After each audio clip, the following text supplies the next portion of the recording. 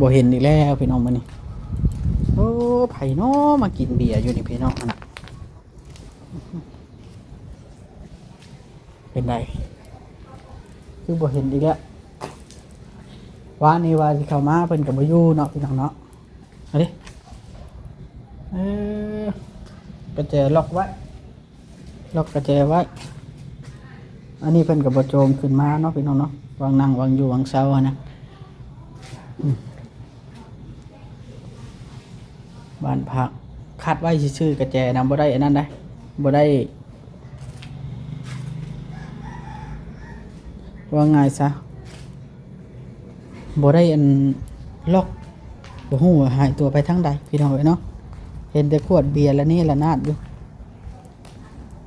หรือว่าไอ้จ้อยกินเบียร์บ่น่านะเราบ่เคยกินนะพี่น้องเนาะเราบ่เคยกินเบียร์หายไปเบิดเลย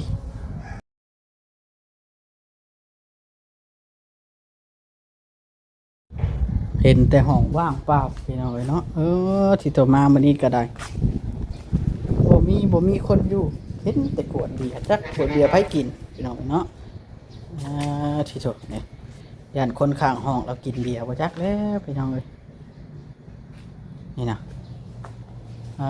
ที่สุดบ่เห็นอีกแล้วพี่น้องเอ้ยถ้าเราไปใส่ซุ่มย่างก็บ่เห็นหรือว่าเราเมื่อดงเห็นเมื่อบ้านเราอีกบ่ข้างเฮือน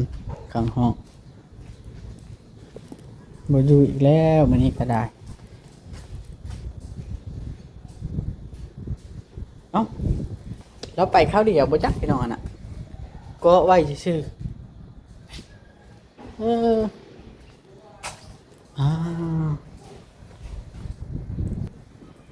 สบายดีเด้อพี่น้องสบายดีพี่น้องเนาะเข้ามาหาไอ้จ้อยมานี่บ่เห็นพี่น้องเนาะหลังจากที่วานนี้เราไปขายเครื่องขายของนะจะเป็นจังไดเราต้องโท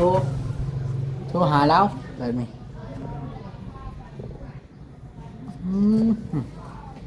โทรก่อนพี่น้องเลยเนาะจะไปใส่แล้วไอ้จอยเนี่ยคือหายไปทั้งย่างทั้งหยังหรือว่าไปซื้อไก่บ่หรือว่าเอาย่างเมื่อบ้านแล้วพี่น้องเลยเนาะ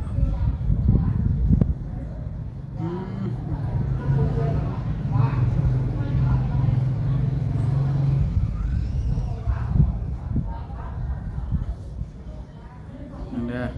เราดิโทรหา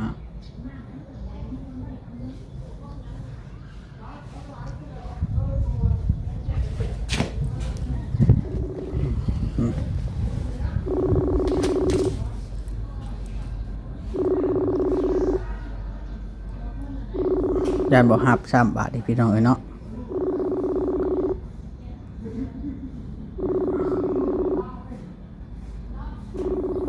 บ่ได้เคยโทรหาเพิ่นจักเทื่อดอกพี่น้องเอ้ยเนาะกำลังโทรที่เทื่อแรกนี่แหละอันพอจอยนี่แต่ว่าบ่หับซับบ่หับเบาลิซับขี่รถบ่เนาะพี่น้องที่เด้อ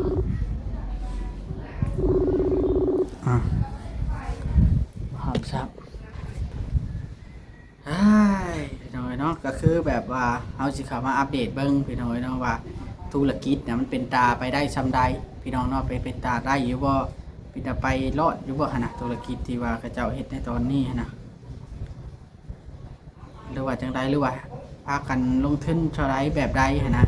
เมื่อวานนี้ระหว่างเมียเราน่ะไปหา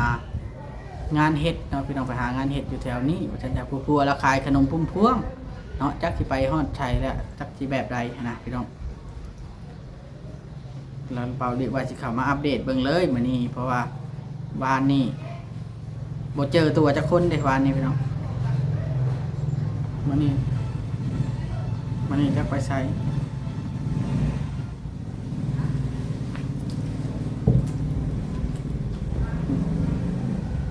บ่เห็นจักพี่น้องเอ้ยเนาะโทรก็บ่รับตอนนี้มาคันสิว่าเนาะพี่น้องเนาะคันสิให้อันขายเครื่องแต่กี้น่ะเรามีเงินอยู่4 ล้าน5 ล้านพี่น้องเอ้ยเนาะเริ่มจากอันนั้นเนาะว่าลิสิเว้าสู่ฟัง ตั้งแต่เริ่มแรกๆก็คืออยู่โรงหมอก็ได้เงินอยู่มาพี่ก็ได้เงินรวมแล้วเงินน่ะหลายเติบแล้วพี่น้องเนาะหลังจากแต่ค่าน้องตุ๊กเกิดลูกว่าซั่นจ้ะแต่ค่าน้องตุ๊กเกิดลูกนี่ประมาณเดือนหนึงบ่พี่น้องเนาะสิประมาณนี้แหละบ่ฮอดครับเดือนหนึงนี่ละเงินน่ะหลายเติบแล้วพี่น้องเนาะบ่ฮอด10 ล้านก็เกือบฮอดแล้วเนาะแต่ว่าตอนนี้นะจักเราใช้ไปได้ใช้ก็คือบ่เห็นเริ่มทำอีหยังซื้อขนมพุ่มพวงไปขายก็2-3 แสนหั่นนะเขาก็บ่ฮู้ว่าเราไปเฮ็ดไว้ได้แน่เงินใช้หนี้เอื้อยบ่ใช้หนี้จังไดยืมเอื้อยมาเฮ็ดหยังถึงใช้หนี้หั่นนะเฮาก็ยังบ่ทันฮู้ได้ตัวนี้แต่ตอนนั้นว่าเป็นหนี้เนาะบ่เห็นโทรหาบ่าวเวียงไสก่อนเราอยู่ไสพี่น้องเนาะแล้วหนี้คือหนีแล้วโทรหาบ่าวเวียงไสก่อน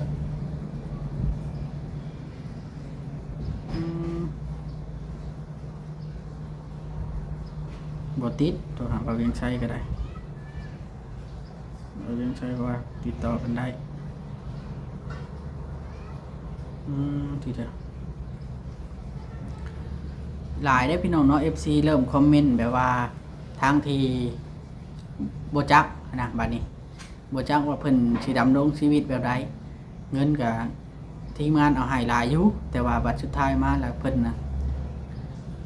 คือบ่ทันเริ่มต้นแบบใดหั้นนะหรือว่ามันเป็นนำทีมงานเฮาบ่มาวุ่นวายมันบ่แม่นว่าวุ่นวายได้พี่น้องเนาะเวลาเพิ่นมอบเงินให้ก็ต้องได้ติดตามเบิ่งแม่นบ่พี่น้องเนาะติดตามเบิ่งว่า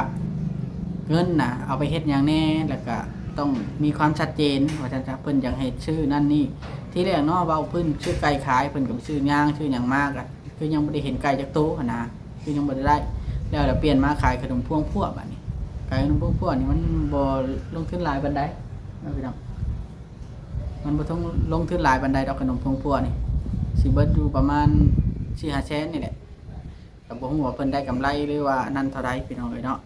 ขายขนมมันนะจักสิได้กำไรหรือบ่ขายขนมสมมุติว่ามามื้อนี้ยังบ่เห็นอยู่หรือเพิ่นไปหรือบ่ไปแล้วสิไปเบิดผัวเบิดเมียบ่พี่น้องหรือว่าจังไดหั่นน่ะ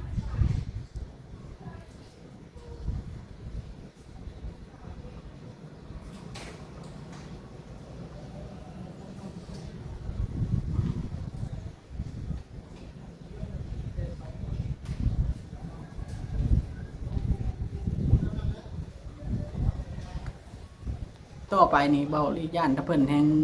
ถ้ายังเฮ็ดแบบนี้ต่อไปนี่เงินเช่าห้องอยู่ก็สิบ่มีแหละต่อไปนี่เป็นแบบนี้เนาะพี่น้องเอ้ยเนาะในเมื่อบ่เริ่มเฮ็ดหยังนั่นน่ะแปลว่า